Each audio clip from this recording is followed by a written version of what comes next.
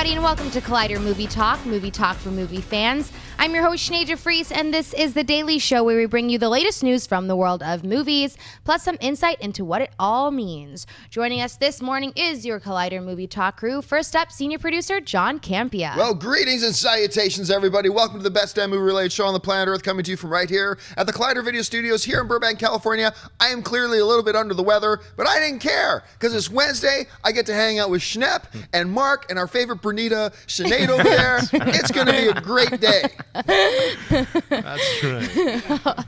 Also here is writer-director Jon Schnepp. What's my favorite soup? Miso soup. But I just found out about a brand new kind of soup that Ellis will tell you about. It's called a Bernita soup. Why is this so funny? Hi, I'm Mark Ellis, and I'm also on the show today. I was trying to say burrito right before the show, and I ended up saying Bernito, and then I corrected myself and said Bernito again. So now the whole gang is having a laugh, but I have to say that, Sinead, I am such a huge fan of your work on Dukes of Hazzard. You are so good on that program. Bernitas. All right. Okay. Did you chop a lot of trees today? That's right. Where is George? We're looking for George Lucas. I heard you have his number. I love your dad's work. All right. Okay, let's get started. Yes. Yeah.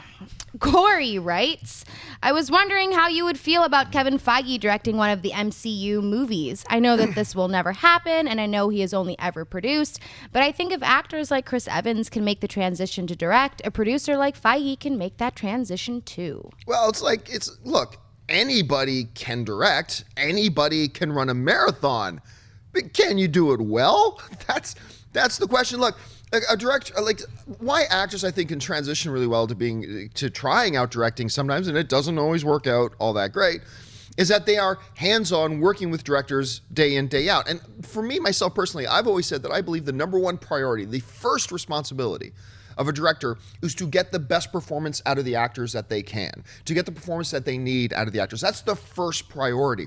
And so when you're an actor and you're working with a director on that kind of an intimate level, for a dozen films, 24 films, then I can totally understand that. At some point, you're like, I want to try telling the story now, and all that kind of stuff. With Kevin Feige, he also clearly works very closely with directors, but on another level. So can he step behind the camera and direct? Sure, anybody can stand behind the camera and direct, but can you do it well? Look, my whole philosophy on this is, if it ain't broke, don't fix it. Kevin Feige is doing a masterful job guiding the overall arc of the cinematic universe for Marvel and picking directors he knows whose flavor tells the story of each individual film that he pairs them with the best. That is a formula that is working. Why would he want to step out of that and try to do something else? So honestly, look, if they announced Thor 4, it was going to be directed by Kevin Feige, I'd be like, okay, sure, yeah. But would I want them to do that? Nah, not myself. Schnepp, what do you think? Yeah, and also, I mean, Kevin Feige, I would be worried about the rest of the Marvel cinematic universe because he'd be concentrating only on Thor 4. Yes. Day in, day out. You have to have your shot list. You got to get up at 4 in the morning. You're on set before anyone else. You're the last person to leave the set if you're the director, especially with these kinds of films. It's like you get to sleep 4 to 5 hours if you're lucky. That's not going to be Feige if he's running all the rest of the Marvel Cinematic Universe, planning phase 6, 7, and 8, helping cast all these movies. So his job as a producer is all-encompassing already, and he's overseeing all of the directors and writers and other producers of all of these films. So to wonder if he even wants to direct a film, I would guess he doesn't want to direct it. By the way, this is an all Mailbag show. I don't know if anybody guessed that. Just throwing that out there. People are like, did we just miss something? They're like clicking on the thing. I saw they were joking about Bernitas, and now it's Mailbag. That's right. It's all Mailbag. Kevin Feige's directing Thor 4. Put it online. I don't understand what's happening. They were talking about George Lucas. Yeah. I would be very surprised, and I would not be thrilled if it was announced that Kevin Feige was doing Thor 4 for the reasons that Schnepp just mentioned. Is that, like, you want this guy, he is directing right now, he's directing the MCU, so why have him focus on one thing? But you would have to bring in somebody else making creative decisions. We just saw Marvel, and they had a split between Kevin Feige and whoever else he was working under, and it's like he doesn't want to work with him. So Kevin Feige has all this power now. Why would he want to give any of that to somebody else while he's off yourself directing a movie. Plus, you don't want to have somebody with their first film out of the gate be an MCU movie. You like Chris Evans did direct, but he directed a small romantic kind of movie. It wasn't like a huge blockbuster or anything like that. So if Kevin Feige was going to direct something, you'd think it'd be a smaller passion project as opposed to a huge comic book flick. But I like where Kevin Feige is, and I think you can make the transition from being an actor or producer into being a director, but the technical side of it is something I just don't know if Kevin Feige has any wherewithal in that world. Like if he knows which angles to use or which cameras to use or any of that stuff. You can hire a great cinematographer, which is what Angelina Jolie did,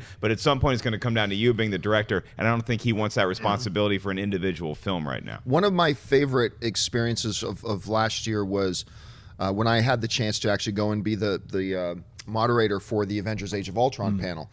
And at that thing, I had a chance to get together with Kevin Feige and hang out with him for a bit and talk to him. And when he arrived, he looked like, because this goes, yeah, you nailed it. You nailed the 100% key to all of this, is that when he showed up, like he came into the room, he said, man, sorry, I'm late. I said, no problem. You look frazzled. And he did. He's like, he goes, man, you have no idea what my day's been like already. I just literally 5 seconds before I walked in this room, give final approval on the final Ant-Man trailer. Before that, I was on a 5-way Skype call with some Civil War stuff. And then right before that, I was dealing with Black Panther issues. And before that, I was doing that. And he gave me this huge, all that he had done before 11 o'clock in the morning. Wow. How can this guy focus all of his attention on one movie for 6 months or 8 months or however long? I think you just nailed the 100% thing on that. First of all, that job sounds awesome though. Like, yes, I have some pretty cool jobs in my life. That's pretty sweet when you're like, oh yeah, I just had to deal with Ant-Man and Civil War and Black Panther. My day has been hell. Like, that's a cool morning. Yeah, that's right. All right, what's next? Dion writes, hey guys, huge fan of the show. I'm wondering if you've heard the rumor about the 2 trailers coming out for Batman v Superman this month. One being a 1-minute trailer for Superman, which is supposed to air during the Supergirl series premiere, and then a 1-minute trailer for Batman supposedly airing during the show Gotham the same night, being the 26th of October. Also, there is a rumor of another full-length trailer being released sometime in November. I've seen this in multiple articles now. Your thoughts? Well, first of all, let's address that last part. You say I've read it in multiple articles. It's important to understand that there's a difference between multiple sources reporting something versus multiple articles that are all based on the same one source that it came from. For example, there was a time when it was basically confirmed that Johnny Depp was going to be Doctor Strange. And I remember I got in a discussion with somebody who said, it has to be right because I read it on like 8 different sites. Well, yeah, you read it on 8 different sites, but when you look at each one of those sites, they all say they got it from the same place and it all came from one source. And obviously it didn't end up being true. That's different than when the Hollywood Reporter and Variety and Coming Soon and Collider all have their own independent sources and they all say, yeah, this is happening. So that's a little bit different. This is one of those situations where the report of a 1-minute trailer with Gotham and a 1-minute trailer with Supergirl, yes, it's written on a bunch of different sites, but this is one of those situations where it all came from one source. That does not mean it's not true, though. So let's entertain this for a second. For those of you who haven't heard about it, there's word going around that there's going to be a special 1-minute TV trailer for Batman vs. Superman from Superman's perspective that will air with the first episode of the new CBS show Supergirl, which, by the way, Collider Video is doing a recap show for Supergirl. Woo-hoo. Make sure you tune in for that. And then, a few days later, with Gotham, a special 1-minute Batman vs. Superman trailer that focuses on Batman will be shown. Now, if this is true or not, who knows? That is the report that's going out there right now. If it's true, it's brilliant. That is a brilliant thing to do. I mean, you got Supergirl, the hype of a brand new show. Put your Batman v Superman thing with that. Make it Superman-centric. Gotham, make it Batman-centric. This is pushing it to your audience. I think it would be a really great move. It feels early still. Remember, we are still, 5, 6? 6 months away from Batman. I mean, it's easy for us to start feeling like, oh, it must be close. It's not close. So it does feel a little bit early. But if they do it, even though I feel it's too early, I still think it would be a good move because it just fits so well. Mark, what do you think? I love this idea, and Schnepp and I actually talked about it when I was a guest on his show Heroes a few weeks ago that this rumor had just broken, and we were like, is this going to happen? And I said, well, it got one more viewer of Supergirl in Gotham for the weeks that it's going to happen because everybody's going to want to tune in and see those trailers. I don't know how Nielsen tracks things, if they can see if people watched in the first 2 minutes or just tuned in for the last 2 minutes just to catch the trailer. But I would watch anything for an hour if I could see those two trailers. It does feel early, but you have to remember, too, that Gotham has been around for a little bit. Supergirl is premiering, so there's no guarantee that you're going to have two different shows to premiere two different trailers from those points of view in January, wherever you might want to do that, especially if they're going to kick off another trailer that's around November, December, somewhere around there. It makes sense to do this. It's a little early, but I'm going to be optimistic. The only reason I don't think it's going to happen is because there's been so many rumors swirling around Batman v Superman and the release and the trailers. And you remember when last year we were talking about how it was split into two movies? Right. Enter the Night. Enter the Night. Dawn of Justice and Morning of Liberty, or whatever the other movie was called. And none of that was true, but that was also reported by multiple sources. So I can't buy this news yet. Wouldn't you think that we would have had some confirmation by now? Yeah, because the premieres are next week. The Gotham premieres next week, but I think they're talking about having that air on the Gotham the week that Supergirl premieres, which is the 26th. So we might be 2 weeks out, but it seems like we know about it. I think we are 2 weeks out. I think with television, it's a little bit different. I think you don't put out the big buzz now for something that's 2 weeks away with television. I think you wait till it's like 5 days away. No, I think we wait till you're 1 week out, and then you release that if it's going to happen. But you bring up a great point. Here's the thing. Premiering a new trailer with a movie now is irrelevant because all the trailers go online before they play in the theater in front of a movie. We've talked about this before. I really don't think it makes a difference to anybody's box office anymore. If we're going to show the trailer of this with this movie because we all know it's going to be online 24, 48, 72 hours But it was cool to see the Star Wars Force Awakens in the theater. Oh, absolutely was. But with TV, it's different. They don't drop those TV spots early online. They wait until that show airs, except for in the case of Age of Ultron. Remember, it was going to play its new trailer with Agents of S.H.I.E.L.D. and got leaked online early. But that was because it got leaked. I think if you want to drive people to check out Supergirl, you tell them we're going to play a brand new Superman spot for Batman versus Superman on. I think you're right. And you tell everybody who's commentating on CBS football games or any other CBS programming, like, hey, check out Supergirl's premiering this week because we're going to have this new trailer. What we can say for sure is that the 1 minute Batman and the 1 minute Superman trailer both got standing ovations from the Warner Brothers executives that saw it at their studios 9 months ago. You know who would be a great running back for the Steelers? This Clark Kent kid. Anyway, what do you think, Schnepp? As a rumor, I certainly hope it's true. We talked about it. It's like, I want it to be true. It sounds cool. It sounds like a great marketing idea. And even if somebody came up with it, the people at Warner Bros. Like, that's a good idea. We should do it. Even if they weren't planning on doing it, because it makes sense. It's going to draw people to see Gotham and Supergirl. I would put it in the middle of the programming, not at the beginning or end, so you're forced to watch the episode. I don't know when it's going to be on. I'd be a jackass and put it right at the end. I would put it right at the end. Oh, absolutely. Make them watch the show. Tease it through the whole thing. Maybe the new Batman vs. Superman commercials coming up next. Micro teaser for the one you're going to see in 3 more commercial breaks from now. What? Yeah. I love that it's also from their different perspectives, so it could play like a political ad, like Superman claims he roots for Earth, but does he really? They do it like the Mr. Show, like where everything turns negative. Did Superman really? His face turns black and white. Batman claims he cares about Gotham, but where did his money come from? Like it gets all black and white. Fantastic. But they will have to be careful to make sure that they do not confuse, because this Supergirl show is in no way connected to the movie universe, like at all. So they'll have to make sure that they don't confuse their audience at the same time. Maybe I break that 1 minute trailer up into 4 15-second spots and pepper it throughout the show to make sure they tune in and don't go away. Right.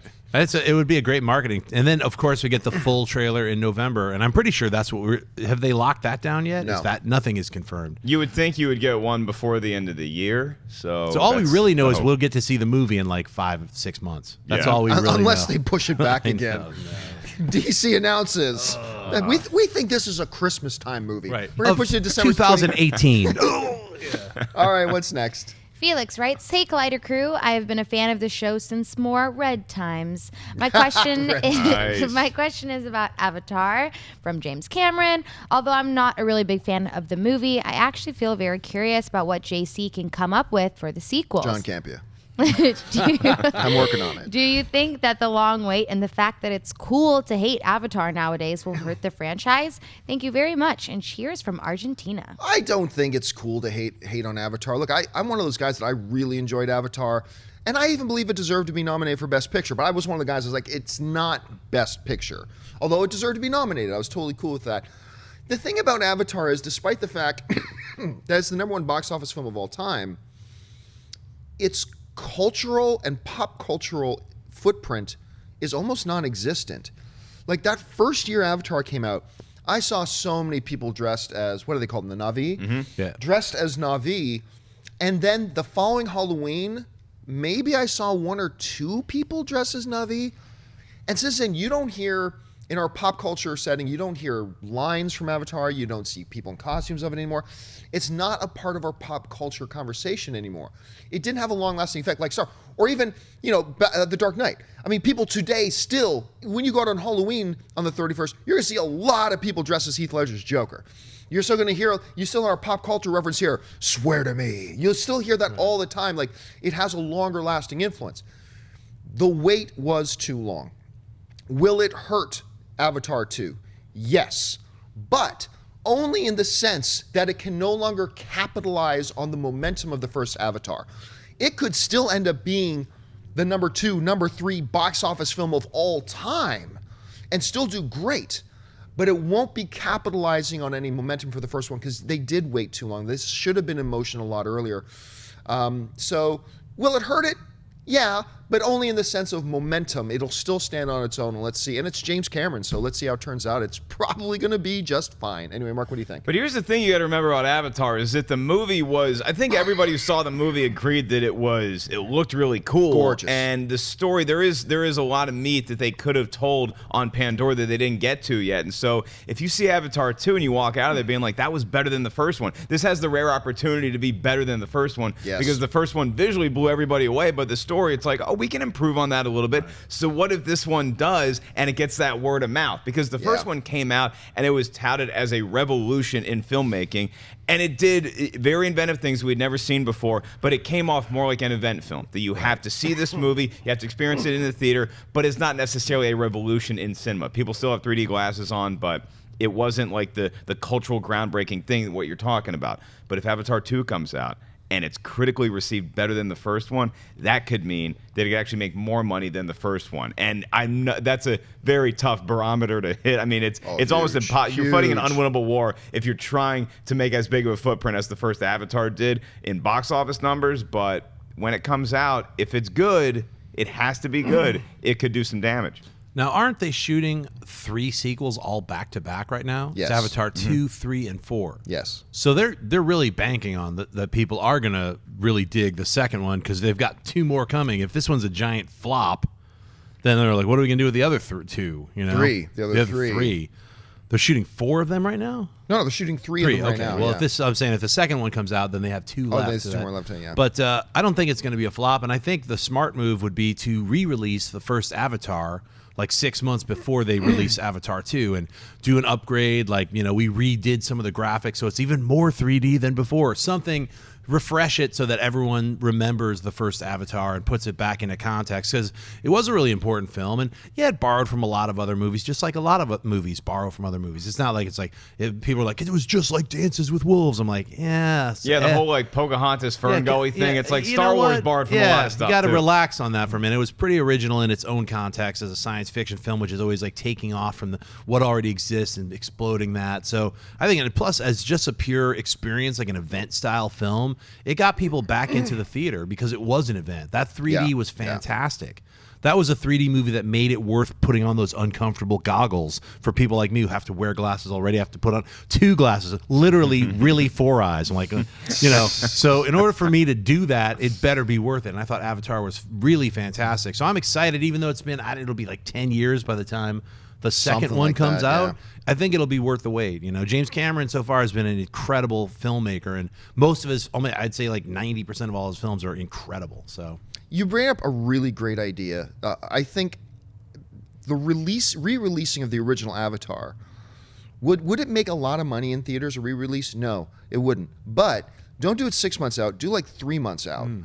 and just look at it as a marketing expense. Right. Because put that movie back out in theaters. It doesn't matter if it makes any money in theaters. Just the marketing value of putting that back out, letting people remember the magic of the first time they saw Avatar and what a spectacle it was and all that kind of stuff. As a marketing expense, don't worry if you make your money back on it. Look at it as a marketing expense. It might be the best marketing money they spend. For sure. I think so. All right, folks. Well, listen, it is Wednesday, which means it's time for us to do our little feeling old segment known as Rewind, brought to you by our friends at AMC Theatres.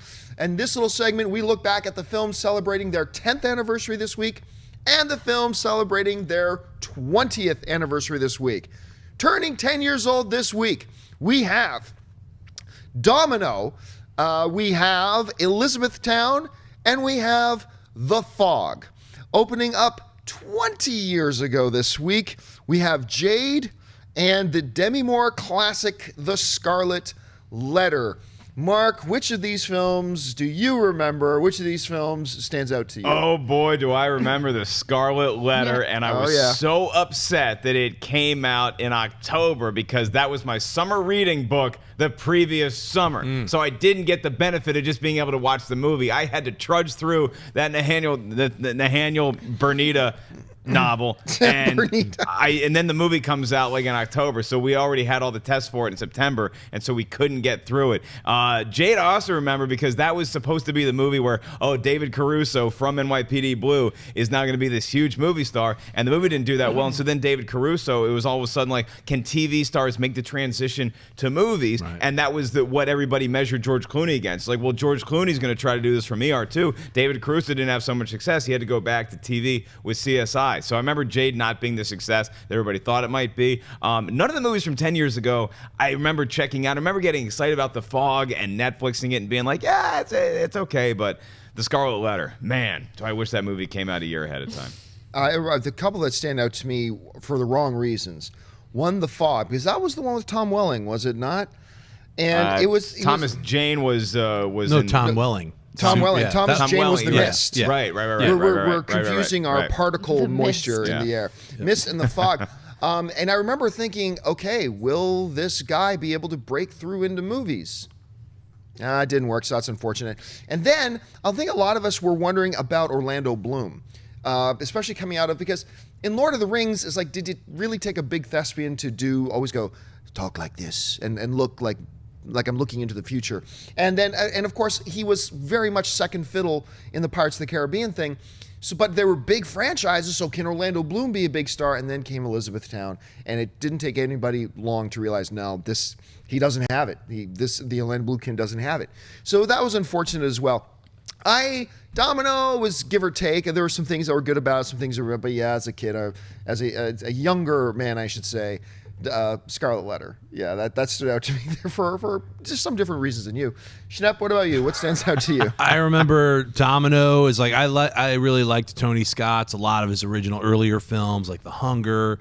I liked his directing style. Then he kind of got into this scratchy, like a lot of color phasing and weird letter writing on, frame jiggity-jaggetying. So that was like, we were talking about Man on Fire with Dennis, and then this also followed that same kind of like, Domino had that kind of whole like, I'm a music video, I'm a movie type thing. So I remember not really digging it too much. I liked the idea of Jade. It was written by Joe Esterhaus, wrote Showgirls, and so it already had this level of scum on it, which was like, all right, I'm gonna watch this. And I loved Linda Fiorentino, the actress. Not big fan of Caruso, where read his lines like looking at the paint. Yeah, and but I liked him in Kiss of Death, which was a cool remake of a film noir. It was good. Had Nick Cage in it. It was a really fun, cool film, and he'd done a couple other really cool films. I can't remember all of them, but he was like this was supposed to be his big blowout thing, and the movie itself just it's not that good. So I remember seeing Jade like, this could be really cool, and it wasn't. So all right, that's my 20 years ago memory. What's next? Hunter writes, hello, friends I've never seen face to face. I have an inquiry relating to the greatest movie studio working today. Pixar has had an unparalleled run, with most of their movies making 90% plus on Rotten Tomatoes look easy. After a worrying slump, they came out swinging with Inside Out. Now The Good Dinosaur looks to be further confirmation that John Lasseter is a deity. If the latter is as good as we hope, do you think that Pixar could hit a gridlock at the Oscars and some dark horse animation could take the cake? I'm not so sure, because these, hopefully, two gems look to be the only bright spots in a very dim year for animation. Thanks, and until next time, bye-bye. No, I don't think so. I think there's a difference between like two actors from the same movie and splitting the vote, or one actor in two different movies splitting the vote. But these are, yes, they're from the same studio, but they are two different movies. So I don't think you're going to see Pixar films splitting votes at that point. To me, right now, it's tough between The Martian and Inside Out. I think I might still call Inside Out my favorite film of the year. But man, The Martian comes really close, if not surpassing it, for me personally. Yeah, this whole thing, Pixar has done something. I think they had 7 years in a row where their film, Pixar, was the #1 critically rated wide release film of the year. 7 years they did that. What other studio can come close to saying that? And I blame Pixar for the reason that at some point, they kept not nominating these #1 critically rated films of the year, not getting nominated, not getting it because it's an animation. When at some point people are just going to have to stop being idiots and realize it doesn't matter if it's live action animation. A great story is a great story. A great movie is a great movie. I don't care if it's told with marionette puppets. I don't care if it's told with animation. I don't care if it's live action. A good movie is a good movie is a good movie. And so that's when the Oscars came out with their great cop-out. The best animated film category, which I think is just a cop-out. It's their excuse for getting rid of that pressure they kept facing. Well, why aren't you nominating these animated films, which are the highest critically rated films of the year, and you're not even nominating them? We'll just give it its own category. It was a cop-out. It still is a cop-out. They need to get rid of that category, because a good movie is a good movie is a good movie is a good movie. It's different with documentaries, because that's almost a different medium. I mean, not literally, but there's a difference between narrative storytelling and documentary. I understand why there's a best documentary category, and I love that there is. But I still today think they need to get rid of that damn thing. Anyway, I'm going off on a tangent. Schnepp, what do you think about it? Could two Pixar films split the vote? And what do you think of their overall track record? I agree with when you're saying splitting a vote. That doesn't matter. Like, actors are up for the same, this person was in the same movie as this other person. They're both nominated for best actor, and then other people are in the same movie, but they're supporting actor, even though they had the same amount of screen time. It's a slippery slope right there. But I disagree a little bit with what you're saying. It's like, I do agree that a movie is a movie, but I think that within the categorization, they also have best foreign film. So they kind of split things up a little bit already. So I wasn't really mad at them creating a best animated category, because other than snubbing everything all the time, which was what was happening, at least this gave animated films a chance to be, nominated. And granted, I mean, there's not that many. There might be 15 to 20 animated movies that come out every year versus the thousands of live action movies that come out. So it wouldn't even really be fair, I think, in that way, to put, say, Inside Out against Black Mass. You'd be like, what? So I get what you're saying, but I'm not mad at them creating this subdivision until eventually, maybe once it becomes more 40-60 even, that they could integrate animation into the bigger picture. But I think they have at least giving it its own place to be, at least for right now, while it's still a growing medium, or it's always been kind of a sub-medium or a niche market. When only recently are people more like, it's okay for adults to just go see an animated movie. You don't have to bring a kid.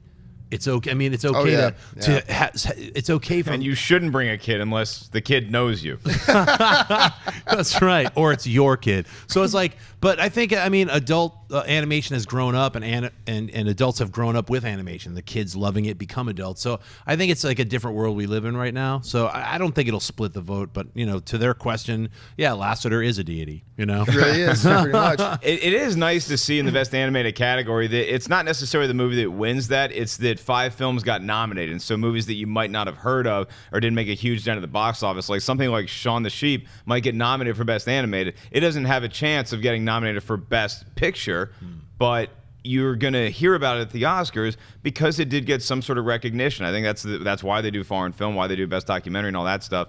Having said that, is there a rule that says you cannot nominate an animated movie for Best Picture simply because we have its own category? Or because if there's a movie that could cross over, Inside Out might be that picture. And The Good Dinosaur might be great. It might be the best animated movie of the year when it comes out. As of right now, Inside Out is just about on everybody's list for top 10 movies of the year. So could that get nominated for Best Picture, or is it something where it's not allowed to qualify because it's an animated movie? No, Toy Story 3 was nominated for Best Picture. Right. I think WALL-E was nominated. I think WALL-E was nominated for Best Picture. We all know Beauty and the Beast was the first animated film ever to be nominated for Best Picture. So there is no rule disqualifying, even in light of the new category, animated features from, or rules disqualifying foreign films, as we've seen, to be nominated for Best Picture as well. So there is that. It is a heavy front runner for Best Animated, right? I mean, The Good Dinosaur could be great, but it's beating Shaun the Sheep. It's going to beat Hotel Transylvania 2. Whatever else comes out animated. No, don't get ahead of yourself. No, I'm just kidding. Hey, folks, listen, before we go on with the questions, like as many of you know, there is a new little James Bond movie coming out called Spectre. And one of the guys starring in that film is Dave Bautista, who, of course, Drax the Destroyer in Guardians of the Galaxy. We've had a really good relationship with Dave Bautista around here. He helped us out with our fundraiser for the Philippines. He was great with that. He's done several things with us before. And we had the chance recently to have an exclusive sit-down one-on-one chat with David. And we're going to put this full interview up on our YouTube channel where you can find it. But we had a great chance to sit down with him and just talk to him about his career, about his character, Mr. Hinks, in the new James Bond film. And I got to tell you, personally, I think it's my favorite interview that I've ever been a part of, that I've ever done. Dave is just an amazing guy, and I hope you get a little glimpse of that with this short clip that we're going to show you. Here's a little part of that interview that we did with Dave Bautista. Here, check this out. First of all, Dave, thanks for doing this with us here today. The first time we met was at that saloon bar in Hollywood talking about Man with the Iron Fists. All right.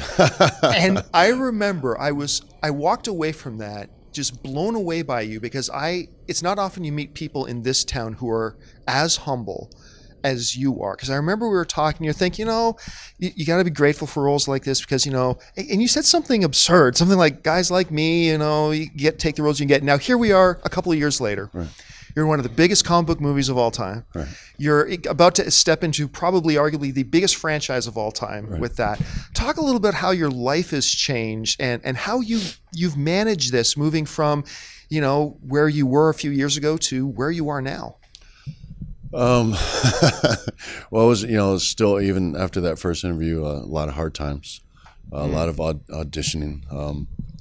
It wasn't easy. It was still a hard road. Well after that, I struggled and struggled, and it was Guardians that was really the turnaround for me. But I really, up until then, I struggled and struggled to get work, and it was really, it was proven, and we probably talked about this before. It was proving to people that I actually wanted to be an actor. That I didn't want to just get typecast as that. That guy coming from the WWE who would, kick open doors and shoot somebody and say something stupid and, walk around with my shirt off, sticking my chest out the whole movie.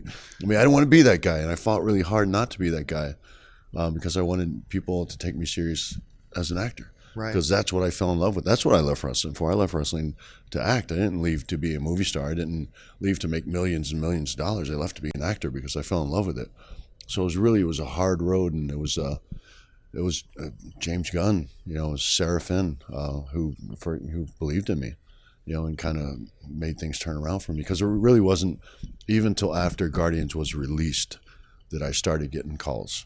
Right. Because even till after I had the part, and because there's a long gap from where we wrapped with Guardians until it was released, where I just sat there by the phone, waiting and trying to get auditions for roles, and it just wasn't happening, man.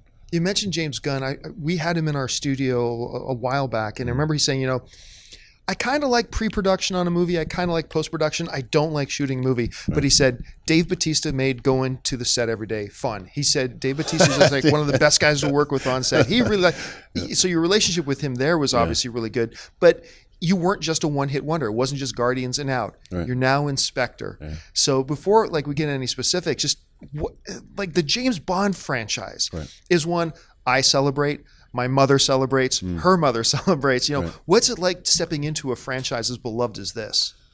It's kind of crazy, man. It's crazy as you would imagine it to be, and it's really because it's something when you grow up watching. It's such a legacy and such a franchise. I mean, everybody knows who James Bond is. I mean, if you don't know who James Bond is, where have you been? Yeah. You know, I mean, he's been around 50 years. You know, how can you not be familiar with James Bond? And it's just very surreal. It's just weird. It makes me feel like a little kid, and it makes me also wonder, you know, about the future, because the way I look back on characters that I'll be associated with, characters like Jaws, characters like Odd Job, you know, those are the type of guys. But I look back and it's like great memories. Like I love those characters, and I wonder if kids will watch, you know, this 20 years down the road and be like, yeah, that guy's great, or people talking about it 20 years, 30 years down the road. Yeah, it was great. I love Odd Job. I love Jaws. I loved Hinks. You know. I want to be in that class, you know. It kind of tickles me thinking about, you know, people looking at me the way I look at like Odd Job or Jaws or something like that. Because it's almost like a lot of times we talk about James Bond, and there's a couple things that are synonymous with him. One is the Bond girl, and one is the Bond villain. Right. Like the most like that. Even like when Mike Myers is doing his spoof movie, he's got to spoof the Bond villains. Right. Now, we're still a few months away from the movie coming out. Right. You can't say a lot at this point, but Right. what can you tell us about Mr. Hinks at this point? I can tell you this. I'll tell you specific things about Mr. Hinks. He's a very elegant character. He's very well dressed, very manicured. He's very intelligent. He's one step ahead. He's very methodical, very focused. I mean, no, he's just a man on a mission. But I think the way I looked at Hinks, and I think the way Sam wanted me to look at Hinks, is he doesn't really have a care in the world, because he doesn't believe that anybody is more badass than himself. So he doesn't really, you know, he looks at, you know, James Bond like he's just nothing. He's a gnat. He's a fly. He's an irritant. And that's the way I thought of him. That's the kind of the mindset that I kept throughout the film, because there's just a very lighthearted feeling about Hinks. And it's all a perspective thing. You know, I joke about this all the time, but, you know, if you ask a bad guy if he's a bad guy, he's probably going to say no, because he doesn't see himself as a bad guy. You know, and I'm sure that, you know, Hinks, he doesn't think he's a bad guy. He thinks James Bond is a bad guy.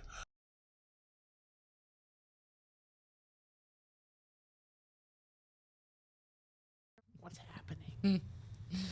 And we're back. Sorry for that little snap for everybody. So yes, Spectre is opening up here in a little while. And seriously, guys, if you get a chance, go and watch the full interview with Dave Bautista. The dude is just one of the nicest guys in this business, and it was a real thrill for me to sit down and chat with him. So go check out the full interview there. All right, with that out of the way, let's keep on rolling with some more questions. Sinead, what's next? Brandon writes, "Hey Collider crew, just want to say thanks for giving us the great shows we movie fans love.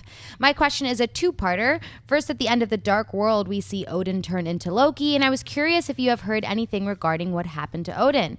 I found an MTV interview with Anthony Hopkins, and he said, quote, 'He's dead. I've done 2. That's enough.' So I was curious your thoughts on this. Thank you for taking my question, and keep up the awesome work." Despite looking for it, I have not been able to find that Anthony Hopkins video. I'm not saying it's not there. I'm just saying I wasn't able to find it anywhere. But even if he did say that, I don't buy it. It would be completely inconsistent for Marvel in what they've done with Loki so far and how they set him up.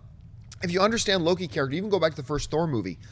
Everything Loki does is completely motivated by his desire for approval from his father, for approval from Odin. Mm-hmm. Like everything. Even at the end of that movie, you realize the whole thing about bringing in the Frost Giants was just so he could kill the Frost Giants and look good to his dad. And even like in the last Thor movie, like he talks a whole bunch of crap and everything to his mom, talking all this to his dad. But when it came down to it, bitch, you just killed Loki's mom and you're gonna pay. Mm-hmm. And like you saw that even though he's talking all this stuff, his love for his parents is just irrefutable. And that's what makes Loki such a great character in the MCU, is that he's so multidimensional. There's so many layers to him.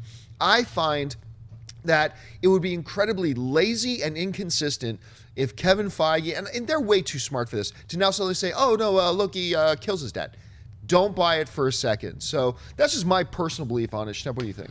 Yeah, and you know, Anthony Hopkins has already quit the business. I think 3 times he's on record as saying, "This is my last film. I think acting is a joke. It's horrible. I want to live my life." Cut to 2 years later, he's in a movie, and he's a great actor. So I don't mind when actors get weird and they're like, "I'm done. Screw this," and then they go hang out on an island and they're like, "Wait a minute, I miss acting. I'll be Odin." I don't care. I'm like, look, then I get Anthony Hopkins, who's a great actor. He brings that gravitas that you need to be the Allfather, to be Odin. So that he's like, maybe he was in a whiny, bitchy mood that day when somebody interviewed him. He's like, I've done 2. Isn't that enough? What else do they want from me? Oh, a 3rd one. I'll be right there. You know, it's like I don't. You know, he's Odin. Don't worry about it. You hear the sound of a truck backing up and just dumping a bunch of cash.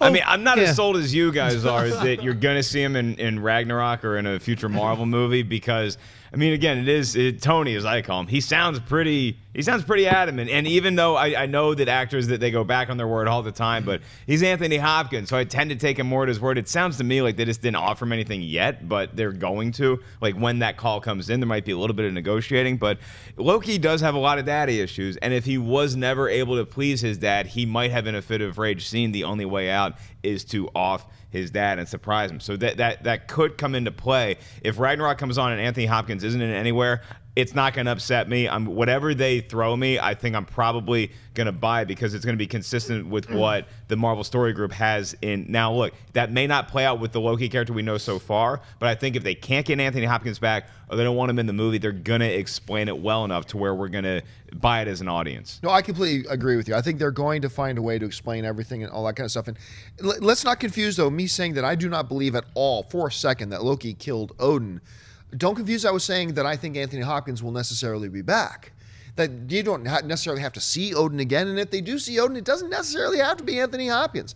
They have, even just in the Thor series itself, they have changed actors. Sure, Fandral is a different guy now. So I mean, it really wouldn't be that big of a stretch. The other thing that makes me really, really seriously doubt killing Odin, the death of Odin is a major deal. Right. That would be a huge major. You don't do that with a throwaway end of the movie cutscene. But you could open with a funeral. The next, you know. It still seems like a really missed cheating the opportunity. audience, man. Like, yeah, I would recast Odin before I would do something like that. I would get Hagrid or whoever, like some other giant dude. You know what I mean? Wouldn't it be great? Odin starring Some other Hagrid. giant. Yeah, just, I mean, you know what I'm saying? Like, look, he's got a beard, an eye patch, I barely see his face, you know? It's like, keep far shots. Do like the Bela Lugosi Plan 9 from outer space. Just kidding. That's not going to happen. Anthony Hopkins is going to be back as Odin. That's, I guarantee you. There's no way. He's just one of these flippy. He's like that weird sniffy actor. He's like, I'm done with this. All right, I'll do it. I don't know why I'm saying this. I don't believe. I don't believe. But you know who might be an interesting replacement for Anthony Hopkins as Odin? And I want Anthony Hopkins back. Make no mistake. Rutger Hauer. As Not an bad. Odin That's would pretty be good. pretty interesting. I was going to say Rick Moranis, but I like the Rutger Hauer call better. We talked about Rick Moranis last week. We want him back in movies. Right. Any role he can get it to him. Yeah. All right, Yeah, what's but next? Rick Moranis would be weird. He's like, why a sequel? I don't understand why you want me. It's like, dude, what's wrong with you? You know, it's like, you keep saying you want to be back in films. I know, but it's a 3rd movie already. Throw your hands up. Juan writes, hey there, guys. Big fan of the show. Of course, we all know that Spider-Man is already joining the Marvel Cinematic Universe next year, but remember when Sony already planned their own franchise before the deal? The deal came from the disappointment of The Amazing Spider-Man 2. But do you think that the 2 sequels and 3 spin-offs, including Sinister Six, Venom, and a female-led film, would have been better? It's all theoretical because you never know. We don't know how. Look, if they had moved forward with their own Spider-Man in his own cinematic universe films over at Sony, would we have gotten the first Amazing Spider-Man? Would we have gotten Raimi's Spider-Man 2? Or would we have gotten Raimi's Spider-Man 3 and second Amazing Spider-Man films? We don't know what we would have gotten. So it's all really theoretical. Now remember, it's still important to keep pointing out that Spider-Man still belongs to Sony. They've just got a deal now that he can play in the Marvel Cinematic Universe and vice versa. My opinion is still this. I preferred the idea, in theory, of Spider-Man. I didn't want Spider-Man in the MCU. I still like the idea of having a superhero movie where there's not a world full of thousands of other superheroes. Spider-Man was unique in his universe in that way, and I liked that was there. Now I'm still a slobbering geek. Am I excited to see what they do with Spider-Man in the MCU? Absolutely, I am. But I will admit, if I could go back in time, and remember, we're all still talking theoreticals here because we don't know what these other Sony movies might have been. We don't know what he's going to be in the new MCU, so it's all theoretical. But I would have rathered him still be in his own isolated cinematic universe, because that just highlights the uniqueness and the specialness of Spider-Man to me personally. That does not mean I'm not excited to see what they're going to do next. I am excited to see what they're going to do next.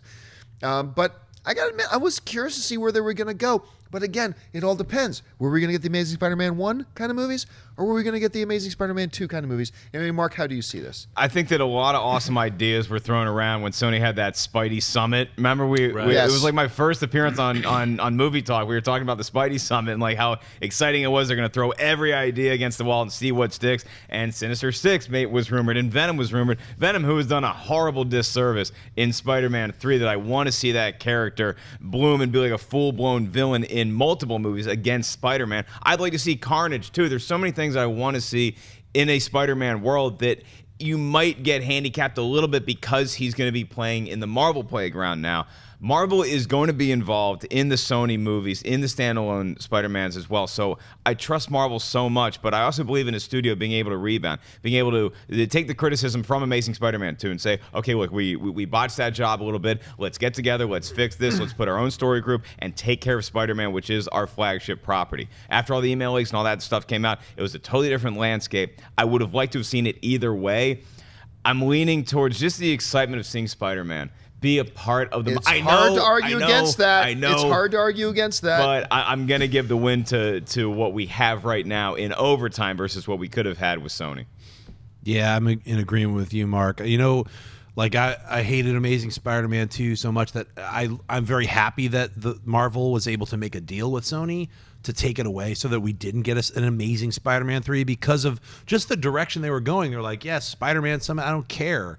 All of these ideas are crap. Like, I saw a trailer that told me one thing, and then the execution of it was the polar opposite. So I didn't want to see a Sinister Six in that universe.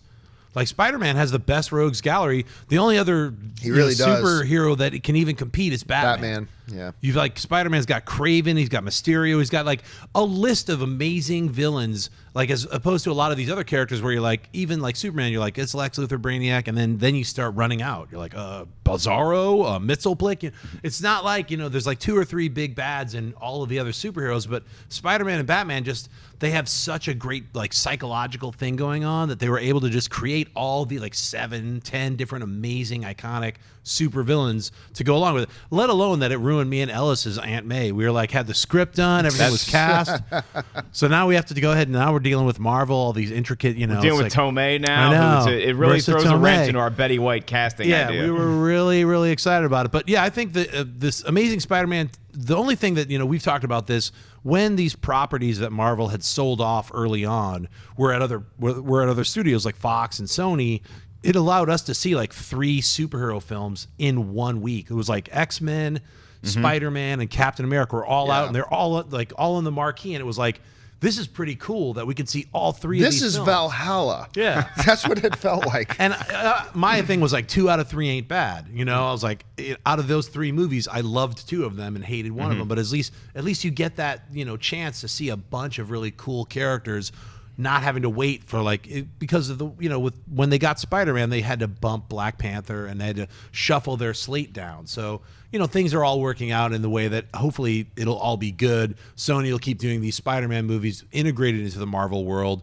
And I don't think we need to see all these things. I think you'll see Venom and all these other characters have their own standalone at some point. Right. Yeah. I think one of the other big things that a friend of mine I was discussing with, and I talked to somebody from Sony once, and here's one of the big problems that even I, as a defender of the pre-existing Spider-Man films, despite the fact that Amazing Spider-Man 2 was a letdown, here's the thing.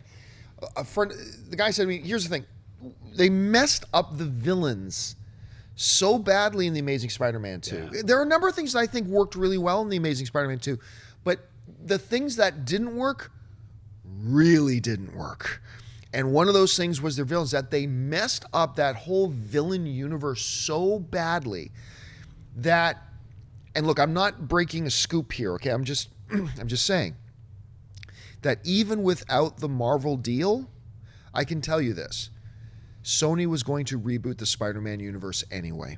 They were going to reboot it because they had botched up that they had so rushed. Oh, now let's have Rhino. Now let's turn Dane DeHaan into Goblin. And now let's have and they messed that up so badly. They sabotaged their own future. And I can tell you this, Sony was going to reboot that franchise anyway. And they knew it. And so from that point of view, you got me saying, I kind of wish he still had his own universe. Even I got to say, that's a point in the moving him into the MCU category. I mean, it's just that I'm so mad about it because I thought The Amazing Spider-Man 1 was so freaking good. I thought it was so good. Yeah, it was a really good setup. I thought it was great. And anyway, okay, what's next? Derek writes, I was wondering if you guys have heard any rumors about them doing a sequel to Gone Girl. I would like to see what the next chapter in their story would bring. Well, I mean, we talked about this a few months ago on Movie Talk, and the fact that the author of the original book said she is going to work. Now, I don't know if she actually went ahead and did it. I haven't looked into it. But she said she was looking into doing a sequel to the novel, which, when you look at how much money Gone Girl made, you have to think the studio would then be at least interested in maybe adapting that as well. There's many, many good arguments for why Gone Girl as a movie is a great standalone individual film and maybe should be left alone. But I am one of those suckers that at the end of that movie, when, and I'm not going to spoil too much, but when the two of them are looking at each other, I'm like, I want to see what happens tomorrow. I was so bought into these characters, especially the two leads. I was so bought into both of them so much, and that freaky dynamic between them, that I wanted to see what happens tomorrow. Dennis brought up a great point. He said that you don't need another film to Gone Girl. And I said, I totally agree. You don't need another movie to Gone Girl, but I want one. Even though I don't need it, I want it. It's much like that ice cream bar. I don't need it, but I really want it. So that's what I think. Mark, what about you? Yeah, I mean, I hate that usually I'm on the side of make the sequel just because I want it, even though I know you're walking on thin ice. Like, I don't know that it might ruin the franchise or whatever, but more often than not, I do want to see a sequel because I like characters and I want to see those characters in as many situations as possible. With Gone Girl, I think it'd be cool if there was a sequel to the novel. She wrote one. I could listen to it on tape, and then they could decide if they want to do that cinematically or if it even works cinematically. But you're right, the end of that movie, it's like I'm kind of interested, even if they just gave me like as you're walking out of the theater, they just give you like a dossier and you just get to read like what happened the next day and the next week, and you just get to see what happened to these people and how all these relationships ended up. I'm torn because both of you guys, I'm like, you guys are so spoiled with TV now. You're like, movies are movies.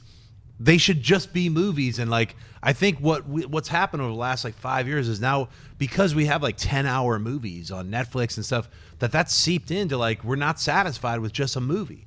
Like I want to see what happens. Because I'm kind of edging into what you guys are saying, but I still don't want to see a Gone Girl sequel. I like the film. I thought it was a really good film, and the way it ended was great, and that was enough for me. I don't want to see a continuation of it. I respect it just as a movie, but there is that kind of thing that exists now because all these other things are constantly getting sequelized, and there's all these other options on television with streaming and this and that, where there's these extended or returning universes that almost nothing ever ends. Yeah, but I mean, nothing is ever just a movie anymore. Like, we respect the movie too as a standalone movie. Absolutely. Right. When I was a kid, Honeycomb the cereal had this contest where you could win running through Toys R Us with a shopping cart. Oh, I remember that. I remember You got 2 minutes. Yeah. You could put as much toys in there. So that's the mode I'm going into when I say I'd like to see a Gone Girl 2 sequel. If I'm the head of a studio or I'm the mayor of Hollywood and I'm like, you can greenlight that, but you can't greenlight that, that's not going to be the first one I take because it works so well as a standalone. Like, I'm going to take Avatar 2 over Gone Girl 2. But if I and I never won that contest, but God, did I dream about it. I remember that running through. They've had a couple of those run through the store kind of They contests. don't do that anymore. I'm just saying I was training for it. It's a good idea.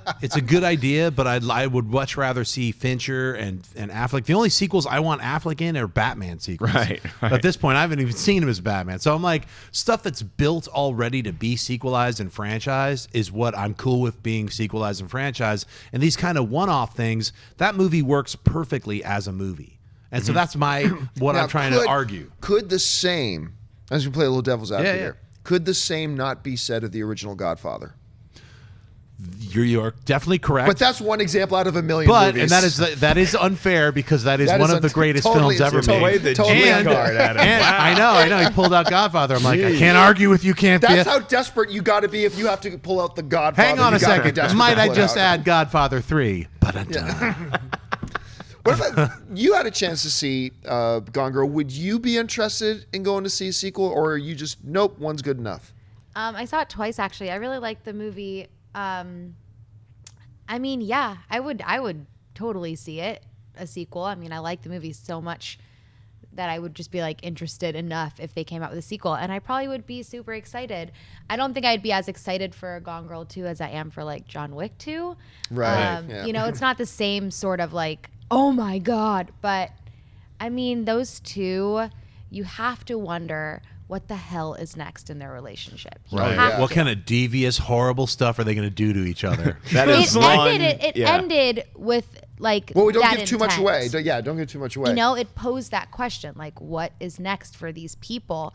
And it's like you have to wonder. Anybody who's seen the movie would be so intrigued, like, where would they take this story? But that's the beauty of the imagination is you can think of that. You don't need to have them Yeah. make a sequel. That's why I'm just arguing the point of like movies can just be standalone films and you can always see the movie again and then think about that and like think about other people. You know, I don't know. You I saw think, it. yeah. You saw it with us. I remember you and Holly were there. There were a few couples in the big group of us when we go see it. I remember walking out of the movie for this one, and like Holly, I felt like Holly Ann and the couples that were with us too. I felt like the girls in the couples were all looking at the guys like this. And like all of us guys were feeling a little bit uncomfortable. It's like, we're good, right, baby? It's like it just kind of felt like that. All right, folks, listen, that'll do it for us for this installment of Collider Movie Talk. Thank you so much for joining us.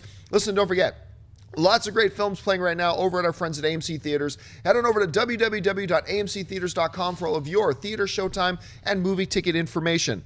Like your entertainment news, make sure you bookmark Collider.com. Steve Frosty, Ryan Traub, and his team of writers over there doing an amazing job of keeping you up to date on everything going on in the world of entertainment. Once again, bookmark Collider.com. I want to thank the people sitting at the table with me. First of all, sitting over here, Mr. Jon Schnepp. Schnepp, where can people find you online? You guys can find me Great on Twitter. Shirt, by the way. Oh, thanks. Yep. Creepy movie. You can find me on Instagram. I want a sequel. The girls. I'm on the little bike. Got to watch, what is it? American Horror Story. It's a hotel. That's freaky. Lots of homages to all kinds of horror films. And if you're not watching Scream Queens, I'm getting paid to just do these ads right now. I'm not. Watch Scream Queens. You can find me on Instagram and Twitter, just at Jon Schnepp, at TDOSLWH. You can find my movie, The Death of Superman Lives, What Happened. Get a digital download right now or buy a copy for your friend for Christmas at www.tdoslwh.com. I'll see you later. Over here on my right, the boy Bertini, or Bertini, Botchin? What was it again? I'll be selling hot Bernitas out of my trunk for the next hour. You can follow me on Twitter at 5150else. This Saturday, I'm headlining at Hypno Comedy at Hypno Comics in Ventura, California. Go, check it out. Say hi. And at the end, our lovely host today, Miss Sinead DeFries. Sinead, where can people find you online? I don't know why I find it so funny, What, but Bernitas? You are one giggly Bernita. Mark just wanted to say burrito, but he said Bernita, and he tried to correct himself. And we he haven't said let it go. Bernita again. God damn it, I mean Bernita. I mean He's Bernita. like, I mean Bernita. It just, I don't know. I think it's really funny. I love it. I'm online on Twitter and Instagram at Sinead DeFries and at that'ssosinead.com. And of course, you can follow me on Facebook and on Twitter, just simply at John Campea. That'll do it for us, guys. I'm going to go suck on the halls. Thank you so much for joining us, and until next time, bye-bye. Bernitas.